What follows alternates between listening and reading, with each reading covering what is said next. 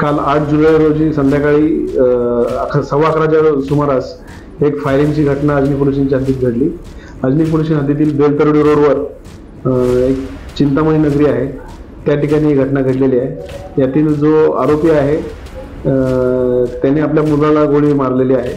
आरोपी x CRPF आहे आणि त्याच्याकडे 12 बोअरचं लायसन्स होतं आणि ती तो गार्डसाठी वापरायचा.